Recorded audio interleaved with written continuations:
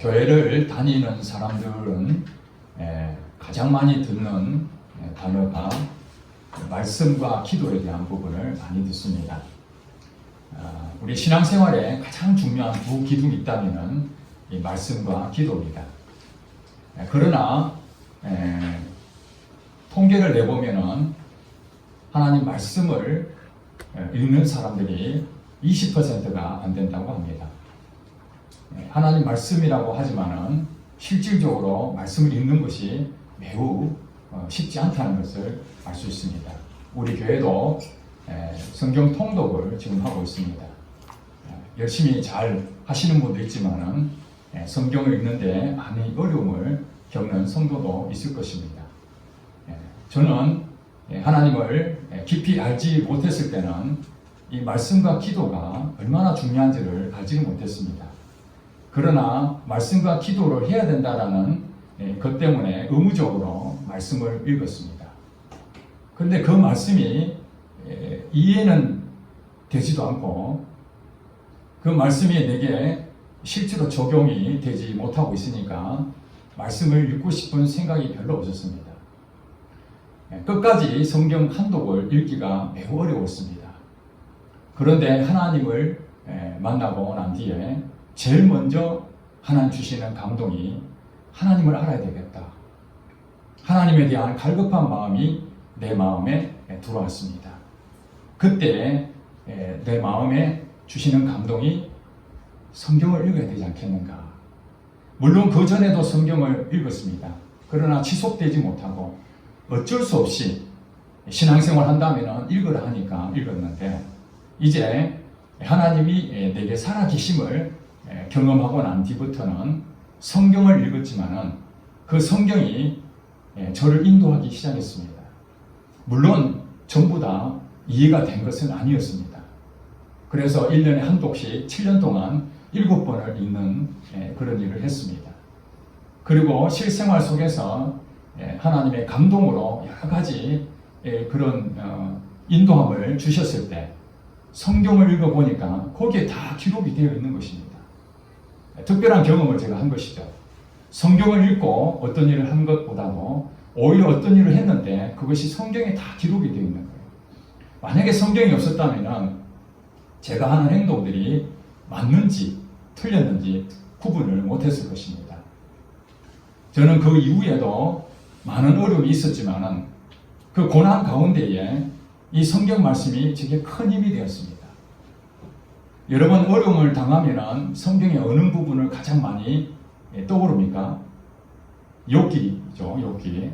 저도 욥기서를 읽으면서 욥의 고난을 참 기가 막히게 나보다 더 심하게 당한 것을 보고 욥기 23장 10절 말씀 나의 가는 길을 오직 그가 아시나니 그가 나를 단련하시면 내가 정금같이 나오리라. 그 한 말씀이 제게 큰 힘이 되었습니다. 그래서 고난을 이겨낼 때까지 계속해서 이 말씀을 매일 묵상했습니다. 내가 지금 동굴에 갇혀 있는 것이 아니라 언젠가는 터널 끝이 나올 것이다. 지금 이것만 참고 인내하면은 욥이 나중에 갑절로 복을 받은 것처럼 내 인생도 하나님께서 정금처럼 단련시켜서 하나님 나를 쓰실 것이다. 그렇게 어려울 때 이 말씀을 붙잡고 했는데 그 지난 시간을 돌이켜보니까 그 말씀이 사실이었습니다.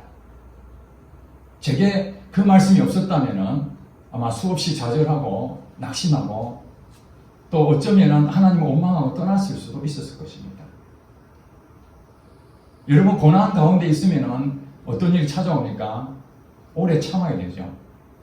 하나님의 약속이 있는데 그 약속의 말씀을 붙잡고 계속 인내를 해야 되는 것입니다. 야고보서 1장 3절을 보니까 그 믿음의 실현이 인내를 만들어낸다. 인내를 하는 것이 나를 온전케 한다고 했습니다. 그래서 고난 가운데에 내가 억지로 참는 것이 아니라 하나님이 내게 참을 수 있도록 끊임없이 격려해주고 위로해주신 이 말씀 때문에 참아지는 거예요. 나중에 보니까 그것이 성령의 열매 가운데에 오래 참고라는 것이 있었습니다. 오래 참고, 오래 참음. 그것이 성령의 열매. 하나님께서는 내게 성령의 열매를 주시기 위해서 오래 참도록 하셨습니다.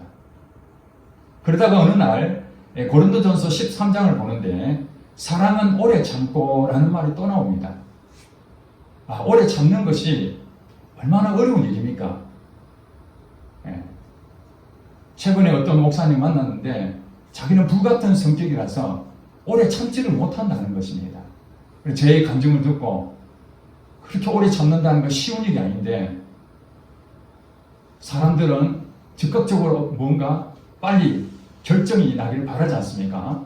뭐 되든 안 되든 결정이 빨리 나야 포기할 거 포기하고 또 하려면 제대로 할 것인데 이거 되는 것도 아니고 안 되는 것도 아니고 시간이 자꾸 흘러갈 때마다 인내가 필요하죠. 사랑은 오래 참고라는 부분에서 저희 자녀들에 대해서 오래 참고 우리 또 교회를 개척하는데 오래 참고 하여튼 고난 가운데 저는 많은 부분에 참는 훈련을 하게 됐습니다. 이 내용을 우리 한 목사님에게 또 설명을 했더니 그분이 사랑은 오래 참는구나. 사랑은 섬기고 도와주고 이런 것인 줄만 알았는데 오래 참는 것도 사랑이구나. 그 목사님의 아들이 교회도 잘 나오지도 않고 또 말도 잘 안 듣고 그래서 목사님 아버지와 관계가 별로 안 좋았습니다. 그래서 제가 참았다는 그것이 사랑은 오래 참고라는 그 말씀을 듣고 본인도 사랑은 오래 참는 것이지. 그리고 아들을 품고 지그치 잘못하더라도 그냥 참고 하나님 말씀을 믿고 이렇게 참아냈는데 어느 날 그 아들이 찾아와서 아버지에게 아빠가 많이 변했다고 그러면서 사랑을 품어준 자기를 인정해줘서 그 아들도 변화가 됐습니다. 하나님 말씀은 참으로 놀라운 일입니다. 우리 힘으로 되는 것이 아니라 변화를 가져오는 것이죠. 제가 금요일날 본문 말씀을 준비하면서 묵상하는 가운데에 갑자기 눈물이 났습니다. 왜냐하면 제가 이 성경이 없었다면 오늘 제가 여기에 있겠는가? 제가 목회 일을 할 수 있겠는가? 내 인생은 어떻게 살아왔을까? 아마 죄악 가운데에 내가 원하는 대로 내 마음대로 살았던 것이 아니겠는가? 그렇게 생각하니까 지금 성경이 내게 있다는 것 자체가 얼마나 감사한지 몰라요. 성경이 없었다면 내가 어떻게 하나님을 만날 수 있었고 하나님을 믿을 수 있었겠는가? 어떻게 내 마음이 이렇게 평강을 가질 수 있겠는가? 그 고난 가운데 내가 어떻게 좌절하지 않고 끝까지 그것을 이겨낼 수 있었겠는가? 이 성경 말씀이 있었다는 거예요. 성경 말씀이 내게 주어진 것이 금요일날 밤에 저는 통곡을 했습니다. 정말 너무너무 이 말씀이 주신 것이 감사한 마음이 그날 있었습니다. 그래서 수많은 사람들이 신앙생활 하는 데에 말씀과 기도에 대해서 그렇게 중요하다고 한 이유를 제가 많은 것을 깨닫게 됩니다. 여러분은 어떻습니까? 저희 교회에서 말씀과 기도를 우리 열심히 힘써 하자 그렇게 말을 하는데 여러분들 삶은 어떻습니까? 혹시 말씀과 기도를 통해서 여러분 삶이 변화되고 있습니까? 말씀이 여러분 인생을 끌고 가고 있습니까? 아니면 여러분 스스로 말씀 상관없이 그렇게 가고 있습니까? 말씀은 능력입니다. 말씀은 생명입니다. 그리고 수많은 책 가운데에 우리는 성경책이 있다고 그렇게 말하고 있습니다. 그러나 일반 서적과 이 성경책은 완전히 다릅니다. 무엇 때문에 다르죠? 성경과 일반 책의 다른 점이 딱 한 가지가 있다면 그것은 성경책은 사람이 기록했지만 하나님이 감동으로 쓰여진 책이라고 말하고 있기 때문에 그렇습니다. 오늘 본문에 보니까 16절에 보죠. 16절에 모든 성경은 하나님의 감동으로 된 것으로. 모든 성경, 지금 디모데 후서에 적혀있는 이 모든 성경은 신약 성경이 아니라 구약 성경을 가르치고 있습니다. 이 이후에 신약 성경이 만들어졌기 때문에 우리는 그러나 모든 성경은 신구약을 다 우리가 성경으로 받아들이면 되겠죠. 그러나 당시에 있는 사람들은 모든 성경 하면은 구약 성경을 가르치고 있다는 것을 아시면 되겠습니다. 이 모든 성경, 창세기부터 말라기까지 이르는 이 구약 성경 모든 성경은 하나님의 감동으로 되었다. 하나님 감동이 뭡니까? 하나님이 주도적으로 일을 하셨다 하는 것이죠. 그렇죠? 예. 우리가 지금 대통령이 있죠. 대통령이 대통령이 어떤 일을 하는 데 있어서 많은 그 정책들을 시행하고 있습니다. 부동산 정책, 물론 요즘 부동산 정책이 실패했다고 데모도 하고 그러는데 대통령이 부동산 정책을 발표를 하고 하지만 실질을 누가 합니까? 대통령이 합니까? 부동산 관련된 그런 부서에서 실질적으로 일을 집행하고 있죠. 그러나 주도적으로 그 일을 지시한 자가 대통령이기 때문에 대통령이 그 모든 것을 했다는 것이죠. 그래서 우리 사람이 성경을 썼을지라도 하나님이 감동했다는 것은 하나님이 지시한 것이죠. 하나님 주도적으로 하셨기 때문에 이 성경의 본인은 하나님으로부터 주어졌다는 사실입니다. 우리가 역사책을 봅니다. 세종대왕의 실록을 우리가 조선실록을 통해서 보게 됩니다.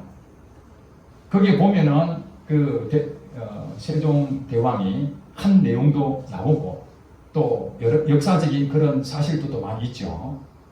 그런 기록들을 우리가 참고로 좋은 정보들을 얻고는 있지만은 그것이 내게 생명이 될 수가 없습니다. 세종대왕이 말하는 것이 그 신하한테 이런 정책을 하라, 그것이 오늘 내게 말하는 것입니까? 전혀 그렇지 않죠. 그 당시에 있는 사람에게 말을 하는 것으로 끝났습니다. 그러나 오늘 성경에 보면은 이스라엘 백성들이 구약시대에 있었던 내용을 쭉 적어놨죠. 우리 민족사가 아니라 이스라엘 민족사나 마찬가지입니다. 그 내용을 이스라엘 백성들에게 하나님이 모세를 통해서 한 말을 우리는 한 역사로 끝나는 것이 아니라 오늘 그 이스라엘 백성들에게 하신 그 말씀이 내게 하신 말씀이라는 것입니다. 이것이 다른 것이죠. 욥이 겪었던 그 고난이 욥 개인에게 끝난 것이 아니라 오늘 내게 고난 당하는 내게 하나님 말씀하고 계신다는 이것이 다르다는 거예요. 이게 생명인 것이죠. 그러니까 우리가 성경을 읽을 때에 일반 우리가 서적을 봐서 그냥 참고하고 지식을 얻고 그것을 유익한 정보를 얻는 게 좋지만은 이 성경이 그 책들과 완전히 다른 책이라는 것이 바로 이건 생명이기 때문에 그렇습니다. 히브리서 4장 12절 말씀에 보면은 하나님의 말씀은 살아있고 활력이 있어 생명이 있다는 거죠. 여러분 성경을 읽을 때에 어떻게 읽고 계십니까? 물론 먼저는 성경을 읽어야 됩니다. 성경 내용을 모르는데 어떻게 하나님이 내게 역사할 수 있겠습니까? 성경에 대해서 끊임없이 먼저 읽어야 됩니다. 계속 읽어야 됩니다. 이해가 안 돼도 읽어야 됩니다. 성경을 이해하려고 하면 안 됩니다. 우리가 읽다 보면은 어느 부분은 이해가 되는 부분이 있죠. 그렇죠. 역사적인 부분은 다 대부분 이해가 될 것입니다. 그런데 선지서들 같은 경우는 이 비유가 많아요. 이 풍자가 많습니다. 그러니까 그 내용을 우리가 우리 문화로 해석해 주지 않으면 그 말이 무슨 말인지 잘 모릅니다. 여러분 요한계시록 보면은 다 이해가 됩니까? 저도 이해가 안 됩니다. 선지서를 보고 저도 이해를 하지만은 그 내용이 다 주석이나 또 신학자를 통해서 이스라엘 배경을 공부를 해야 어렴풋하게 그랬구나. 그러나 당시에 이스라엘 백성들은 그 내용이 다 이해가 됐어요. 자기들 문화니까. 그런데 어떻게 우리가 성경 창세기부터 요한계시록까지 우리 머리로 다 이해하려고 하는데 그 이해가 불가능합니다. 그래서 사사롭게 그것을 해석을 하는 사람들이 생겨요. 이해가 안 되니까. 많은 사람들은 또 오해를 하고 있는 게 이 성경 말씀을 잘 이해하고 잘 몰랐던 것을 또 많이 알게 되면은 믿음이 굉장히 큰 줄 알고 있습니다. 성경을 많이 알고 있는 건 굉장히 좋은 일입니다. 그건 나쁜 것이 아닙니다. 그러나 그 성경 말씀을 이해하는 것을 넘어서서 깨달음이 있어요. 이것이 이제 영적으로 성경을 보는 것이죠. 한 철학자가 있었습니다. 제가 얘기하면 다 알만한 그 사람입니다. 철학자인데 그 사람이 성경을 다 읽었습니다. 다 읽고 요한복음이라는 책을 썼습니다. 요한복음을 자기 눈으로 본 내용대로 해석을 했습니다. 근데 그 사람은 그 예수님은 다 사기꾼이다. 하나님 없다. 그렇게 말을 하는 사람입니다. 그런데도 요한복음을 자기가 다 풀어가지고 해석을 했습니다. 책으로 나와 있어요. 예수님도 없다 그러고 하나님도 없다는 사람이 요한복음을 해석을 했다니까요. 얼마든지 예수를 부인하더라도 성경책을 자기 나름대로 이해할 수 있고 해석할 수 있습니다. 그러나 이 성경은 모든 사람이 열려있지만은 모든 사람이 다 깨달아지는 건 아니라는 사실입니다. 이것이 비밀이죠. 하나님의 택한 자녀들은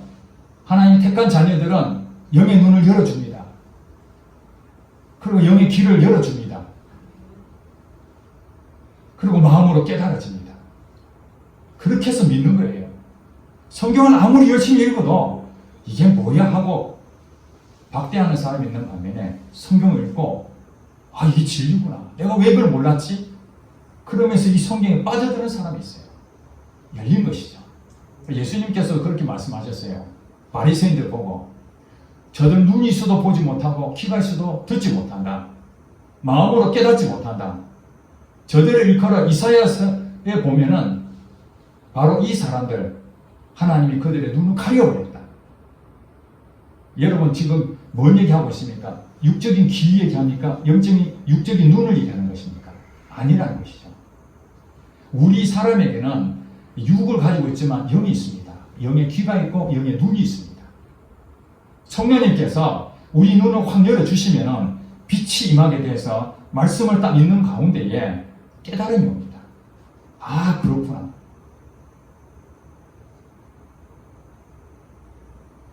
여러분 잘 아시는 박효진 장로님이라고 그 교도소 그 교도관으로 있던 그분의 감정을 여러분 혹시 들으셨는지 모르겠습니다. 그 죄수들 아닙니까? 흉악한 죄수들. 그 흉악한 죄수들에게 하나님 말씀을 얘기하도 그들이 받아들이겠습니까?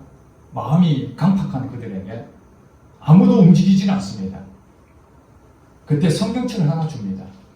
시간 날 때 한번 읽어봐. 거기에 있는 악한 자들은 성경책을 찢어서 화장지로 쓰고 이것으로 코나 닦고 그렇게 이 용도로 쓰지만은 정말 이 성경을 왜 내게 주지? 그 강팍했던 마음이 시간도 남은데 한번 읽어보자. 그래서 읽다가 거기서 떼굴떼굴 굵으면서 회개를 하더라는 것입니다. 그들에게는 아무것도 없습니다. 사회에 접촉도 할 수가 없습니다. 그냥 깜방 안에서 그냥 소일거리밖에 안 되는데 이 성경책을 읽고 그 사람이 변화가 됩니다. 교도관님, 제가 어떻게 하면 되겠습니까? 그 성경 말씀대로 살아야 된다. 성경의 말씀이 영이 열리니까 변화가 일어나는 거예요. 예수를 믿는다는 것이 무엇입니까? 주인이 바뀌는 거죠. 내가 주인이었던 것이 바로 하나님이 주인이 되시고 예수님이 주인이 되시는 거예요. 그래서 이 성경을 예수님께서 말씀하시기를 요한복음 5장 39절에 이렇게 말했습니다. 성경에서 영생을 얻는 줄 생각하고 성경을 연구하거니와 이 성경이 곧 내게 증언하는 것이다. 믿습니까? 이 성경 말씀은 영생이 있다는 거예요. 영생. 그래서 영생의 말씀이라고 그러죠. 생명의 말씀. 우리는 이 땅에서도 복을 누리고 죽어서도 영원한 생명을 얻게 되는데 그것은 이 성경을 통해서 얻는다는 거예요. 그래서 많은 사람들이 성경을 자꾸 보는 것이죠. 그런데 눈이 가려진 사람들은 뭔 말이야? 아무리 이해하려도 이해가 안 되는 거예요. 다른 책하고 다른 게 없네. 잠만 오고. 근데 영이 열리게 되면은 이 하나님 말씀이 내게 부딪히게 되는 것이죠. 생명이 되는 거예요. 그래서 자기 죄를 깨닫게 되고 돌이키게 됩니다. 이 성경 말씀은 또한 우리가 요한복음 1장 1절을 보니까 태초에 무엇이 계시니라? 말씀이 계시니라. 여러분, 말씀이라는 것이 인격체로 지금 표현하고 있잖아. 태초에 말씀이 계시니라. 언제 있었다고요? 이 세상이 생기기 전부터 이 말씀, 인격체가 계셨다는 거예요. 말씀이 하나님이라. 말씀이 하나님과 함께 하셨으니 곧 이 말씀이 하나님이라. 그렇게 정의를 내리고 있습니다. 아, 그렇구나. 이 하나님은 창조하신 성부 하나님을 말하는 것이고, 이 말씀은 성자 예수님을 말씀하십니다. 그러니 우리는 말씀하면은 그냥 문자적으로 기록된 이것만 생각할 것이 아니라 이것이 바로 예수님에 대해서 증언한다 했으니까 이 말씀이 육신을 입고 이 땅에 오신 거예요. 말씀이. 이해가 되십니까? 그래서 우리는 말씀을 사모한다는 것은 예수님을 사모하는 거예요. 성경을 읽으면서 우리는 뭘 생각해야 되냐? 하나님이 누구시지? 예수님이 누구시지? 성령님이 누구시지? 이것을 성경을 통해서 끊임없이 생각하고 묵상하다 보면은 아, 하나님께서 천지를 창조하시고 죄인을 구원하려고 예수님을 보내시고 그 예수님 십자가단에 돌아가시고 부활하심으로 예수를 믿는 사람에게 구원을 주셨구나. 그 진리를 깨닫게 되는 거예요. 만약에 이 성경이 없었다면 우리가 어떻게 알겠습니까? 그러니까 우리는 이 성경을 이해하려고 하는 것만으로 족하는 것이 아니라 그걸 넘어서서 무엇으로 받아야 됩니까? 믿음으로. 그래서 오늘 본문에 보니까 15절 볼까? 15절. 어려서부터 성경을 알았나니 성경은 능히 너로 하여금 그리스도 예수 안에는 믿음으로 말미암아 구원에 이르는 지혜가 있다. 당시에 있는 사람들은 율법을 지켜야 구원 얻는다 이렇게 알고 있었거든요. 그랬는데 이제 예수님이 오시고 난 뒤에 바뀌었습니다. 그리스도 예수 안에 있는 믿음으로, 예수를 믿음으로 구원 얻는다. 그런데 그 예수를 믿는 그것이 뭐냐면은 구약 성경에 예수님에 대해서 다 설명하고 있는 것이 이루어졌기 때문에 이제는 율법을 지켜서 구원 얻는다고 하는 것이 아니라 사실은 구약 시대 때도 율법을 지켜서 구원 얻는 게 아니었습니다. 무엇으로 구원 얻었죠? 어린 양의 피로 구원 얻었죠. 예, 우리가 죄를 지으면은 짐승의 피를 잡아서 대신 죽음으로 내가 다시 생명을 얻게 되는 그것을 끊임없이 예수님을 예표로 결국 예수님이 어린 양이 됐잖아요. 그것이 이 성경이 예수님을 지칭한 것처럼 우리 이제는 믿음으로 고백하는 거예요. 여러분 성경을 읽을 때 어떻게 읽어야 되냐? 예수님이 누구시지? 또 성경에 내게 뭐라고 말씀하시지? 그리고 나는 뭐 해야 돼요? 그것을 알고 적용하는 거예요. 적용. 성경을 아는 것으로 끝나는 것이 아니라 이것을 적용하는 거예요. 많은 사람들은 성경을 읽고 실제로 삶에서는 적용을 안 해요. 내가 고난 가운데 있는데도 내 힘으로 뭘 해보려고 해요. 막 자꾸 내가 하나님 잠깐 기다려서 내가 한번 뭔가 해보겠다고. 그 성경을 잘 읽어보면은 그게 아니거든요. 너희는 가만히 있어 내가 하나님 됨을 알지어다. 내가 문나라 중에서 높임을 받으리라. 내가 세계 중에서 높임을 받으리라. 하나님 말씀하시기를 시편 46편 10절 말씀에 너희는 가만히 있어라. 내가 하나님 됨을 너 봐라. 그렇게 말씀했잖아요. 그럼 우리가 성경을 읽었다면 그렇지. 시편 46편 10절 말씀이 나의 말씀이야. 하고 우리는 어떻게 해야 된다고요? 적용을 해나가는 거예요. 적용. 그것이 바로 16절에 그 다음에 나오죠. 모든 성경은 이제는 모든 성경은 우리 신약까지 포함해야 됩니다. 예, 당시의 사람은 구약이지만 오늘 이제 신약을 살고 있는 우리는 신약 성경까지 다 포함해서 성경 66권, 성경은 하나님의 감동으로 된 거죠. 하나님 주도적으로 이걸 쓰셨으니까 어떻게 해야 된다고요? 적용해야 된다고요. 첫째 뭡니까? 교훈. 교훈으로 우리는 이 성경을 받아들여야 됩니다. 믿음으로. 제가 하나님을 만나고 성경을 읽었는데 제가 구약에 있는 모세 광야를 통해서 가는데 이스라엘 백성들이 정말 뺀질뺀질한 백성이더라고요. 하나님 그렇게 살아 역사하시면서 기적을 베풀어 주시고 먹을 걸 주는데도 불구하고 끊임없이 불평불만하는 거예요. 불순종하고 모세를 원망하고 하나님 원망하는 그걸 보면서 제가 그걸 보면서 그런 생각했어요. 이런 멍청한 사람 다 있나?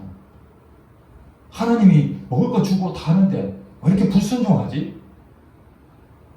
이스라엘 백성들 못됐네. 그렇게 생각했었어요. 근데 나중에 제가 하나님 말씀대로 순종하지 못한 그것을 발견하면서 이 교훈이 생각난 거예요. 아, 그렇구나. 이스라엘 백성들이 불순종한 것이 그냥 성경에 기록된 것이 아니라 나도 똑같이 하나님 말씀에 순종하지 못하고 내 고집을 앞세우고 사람들을 판단하고 정죄하고 비난하고 내 돌보는 보지 못하고 남의 티만 보는 그것이 나였구나. 그 이스라엘 백성, 불순종했던 이스라엘 백성이 바로 나였구나. 그 생각하니까 얼마나 내 옆에 회개가 되는지 모릅니다. 이 교훈이죠. 하나님을 속이고 불순종하는 것을 보고 우리는 뭘 배웁니까? 아, 속이면 안 되는구나. 그것을 배우게 되는 것이죠. 그 다음에 책망. 여러분들 책망을 받기 좋아합니까? 칭찬받기 좋아합니까? 칭찬받기 좋아하죠. 모든 사람은 다 그럴 거예요. 자기를 인정해주고 칭찬해주는 걸 좋아하지 쓴소리 하는 걸 별로 안 좋아합니다. 근데 성경이 책망. 어리석은 사람에게는 책망하지 말라고 잠언서에 나와 있어요. 지혜로운 자는 충고를 듣거니와 어리석은 자는 그 충고하는 사람을 멸시하느니라. 여러분에게 진심을 다해서 충고하고 조언해주는 사람, 그 사람이 진짜입니다.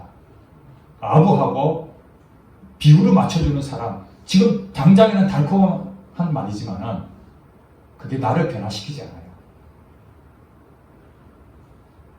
그래서 잠언에 보면은 지혜로운 자와 어리석은 자가 해야 될 그 부분을 구별해 놨어요. 거기 보면 끊임없이 책망합니다. 그 길 가면 안 된다. 돌아서라. 그래서 설교할 때도 여러분 책망 많이 듣지요. 아, 목사님이 나를 치네. 하나님을 반감하는 사람들은 칭찬을 좋아하고 책망을 싫어하는 사람들은 목사님 나를 치는 거야. 나를 목사님 싫어하는 거야. 그렇게 생각하죠. 그러나 반대로 목사님을 통해서 전해진 이 말씀이 하나님 내가 깨달으라고 내 잘못을 알아라고 그렇게 하시는구나. 하나님 내가 잘못했습니다. 그렇게 회개하죠. 사도 베드로가 성령이 충만하여 사람들 앞에서 설교를 하는데 그 유대인 가운데에 많은 사람들이 눈물을 흘리면서 우리가 어찌할꼬 그 말씀에 찔려가지고 우리가 어찌할꼬 회개하라. 그리고 세례를 받아라. 그러면은 죄사함을 얻을 것이요 성령을 선물을 받을 것이다. 그렇게 돌아온 사람이 있는 밤에 저 베드로를 잡아 죽여라. 감옥에 쳐넣어라. 폭동을 일으키고 그 설교를 방해하고 하는 사람이 생기는 거예요. 책망을 달게 받을. 성경에 보면 책망이 굉장히 많아요. 돌아오라. 어찌하여 너가 자꾸 딴 길로 가느냐. 이게 책망이죠. 그리고 바르게 한가. 우리가 어디로 가는 것이 바른 길입니까? 자기 속에는 옳은 대로 가는 것이 바른 길입니까? 성경은 그렇게 말하고 있지 않습니다. 내가 주인으로 가는 것은 바른 길이 아닙니다. 그릇된 길이에요. 성경이 바로 바른 길을 가르쳐주고 있습니다. 성경을 여러분 읽으면 내가 잘못된 길을 깨닫게 되고 내가 바른 길로 가는지를 확인할 수가 있어요. 그래서 우리가 차를 타고 가는데 내비게이션이죠. 내비게이션. 두 가지 길이 나오면은 좌회전으로 가라. 계속 그렇게 말하는데 우회전 가버리면 어떻게 됩니까? 경로 이탈. 바로 멘트가 나오죠. 경로 이탈. 재검색합니다. 이렇게 나오죠. 그럼 빨리 돌아와야 되죠. 성경이 책망하고 지금 빨리 돌아와야 된다. 길을 잘못 갔다. 바른 길로 가야 된다. 하나님이 말씀하신 대로 가야 된다. 하나님 말씀이 기준이다. 네 생각을 버려라. 그렇게 계속해서 바른 길로 인도하는 것이 바로 성경이라는 거예요. 그러니까 우리가 내가 지금 바른 길로 가는지 엉뚱한 길로 가는지를 알려면 뭘 봐야 됩니까? 성경을 계속 봐야 되는 것이죠. 그리고 의로 교육하기에 유익하다. 정의와 공의로운이 하나님이시잖아요. 하나님 나라와 의를 구하라. 그리하면 이 모든 것을 우리가 더하라 할 것이다. 내가 어떻게 살아 의로운 사람으로 살 수 있지? 그것이 성경에 다 기록해 나가요. 어떤 성도는 그렇게 말합니다. 자꾸 이게 설교 가운데 가르치러 가는데 자꾸 가르치지 마세요. 그렇게. 의로 교육한다는 게 무슨 말입니까? 가르치는 것입니다. 초대교회 보면 사도들이 하나님 말씀을 따라서 저들을 가르치더니 이렇게 했습니다. 지금 설교 자체가 모든 걸 가르치는 건 아니지만 가르침도 있다는 것입니다. 우리 많은 사람들은 가르침 받는 걸 싫어해요. 내가 뭘 하려고 그러는데 자꾸 가르치지 마. 내가 알아서 할게. 자녀들이 그렇잖아요. 부모 말 안 듣고 싶고 선생님 말 안 듣고 하는 것이 가르침 받고 싶지 않은 거예요. 이게 인간의 본성이거든요. 내가 하고 싶은 대로 하는 거예요. 그러나 성경은 자꾸 바른 길로 가르치는 것이 하나님의 의기 때문에 그 길로 말씀하시는 것입니다. 자, 이제 말씀을 정리하고 마칩니다. 이 성경 말씀이 핵심이 뭐냐? 17절 말씀 다 같이 한번 읽어보겠습니다. 시작. 이는 하나님의 사람으로 온전하게 하며 모든 선한 일을 행한 능력을 갖추게 하려 합니다. 아멘입니까? 아멘. 예, 하나님의 사람, 예수를 믿는 사람을 하나님 사람입니다. 예수님을 믿는 사람이 성경을 읽지 않는다는 것은 영적으로 지금 죽어 있는 거예요. 병들어 있는 거예요. 하나님의 사람으로 온전하게 되기를 원한다면 하나님 말씀을 읽어야 돼요. 예, 그러면 그 영이 열려서 그 말씀이 송이골보다 단 것처럼 어느 성도님이 저한테 그러더라고요. 이 말씀이 정말 너무너무 내게 힘이 되고 성경 읽는 것이 너무너무 재밌다는 거예요. 성경이 그래 재밌는 건 아니잖아요, 여러분. 그죠? 롤러코스터 타는 것처럼 아주 이렇게 쾌락적인 그런 게 아니잖아요. 근데 성경 말씀이 그렇게 재밌다는 거예요. 왜 재밌습니까? 하나님의 사람처럼 살고 싶은데 성경을 보니까 그 길을 제시하고 그렇구나. 내가 지금 어디로 뭘 하는지 성경이 다 말씀해 주시니까 너무너무 재밌는 거예요. 그리고 모든 선한 일을 행한 능력을 갖추게 하는 것이 성경입니다. 그러니까 하나님 능력을 주세요, 능력을 주세요 그렇게 기도한 사람은 뭘 봐야 됩니까? 하나님 말씀을 보는 것이죠. 그러면은 저처럼 오래 참고 성령의 열매를 얻게 되죠. 그게 능력이에요. 여러분 변화가 일어나지 않는 것은 능력이 없는 것이에요. 내가 뭘 하려고 해도 그것이 잘 안 되는 거 뭐 때문에 안 됩니까? 내 힘으로 하려니까 안 되는 것이죠. 그러나 성경 말씀처럼 그래 나는 하나님 다 맡기고 하나님 알아서 하세요. 하나님께서 역사하셔서 나를 변화시키고 역사하시는 거 볼 때 어떻게 됩니까? 능력이 주어지는 것이죠. 여러분 절제하는 것이 쉬운 일입니까? 아니죠. 사랑하는 것이 쉬운 일입니까? 아니죠. 그러나 성경을 통해서 그 말씀을 믿음으로 받아들이고 인내하고 견디고 참았더니 나중에 보니까 그것이 능력으로 생기는 능력으로. 남들이 내한테 옛날에는 험한 말을 하면은 같이 쏘아주고 그랬는데 이제 험한 말을 들어도 불쌍히 여기는 마음이 생기는 거예요. 그게 뭐 능력이 갖춰진 거죠. 그렇죠? 이제 우리는 뭐냐면은 하나님을 믿는 믿음 안에 살아야 되는데 그것은 하나님 말씀을 가깝게 하면 할수록 그 사람 능력은 점점 커지는 거예요. 믿음은 점점 자라게 되는 것입니다. 그러니까 우리는 이해하고 그것만으로 족할 것이 아니라 성경 말씀을 읽을 때마다 하나님 내게 말씀해 주세요. 오늘 내가 적용하기 원합니다. 자, 여러분들 오늘 말씀 들었잖아요. 교훈과 책망과 바르게 함과 의로 교육하게 유익하다 했으니까 제가 전하는 이 말씀이 뭡니까? 제 개인적인 얘기하면 그건 성경이 아니죠. 그러나 이 말씀을 근거로 여러분에게 풀어서 설명해주는 이것이 생명의 말씀이 된다면 아멘으로 받아들이면 이제 일주일 동안 여러분 어떻게 살아야 됩니까? 이 말씀이 내 마음판에 새겨서 실제로 적용해서 하는 거예요. 그때 능력이 나타나는 것이죠. 하나님 말씀은 능력의 말씀입니다. 하나님 말씀은 생명입니다. 변화가 일어납니다. 오늘도 하나님 말씀을 사모하면서 하나님 말씀해 주시옵소서. 내가 하나님을 더 깊이 알고 하나님 뜻대로 순종하며 살기를 원합니다. 그리고 이 말씀이 내 생명으로 열매가 나타날 때 하나님을 찬양하고 감사하는 여러분 되시기를 주의 이름 축복합니다. 기도하겠습니다.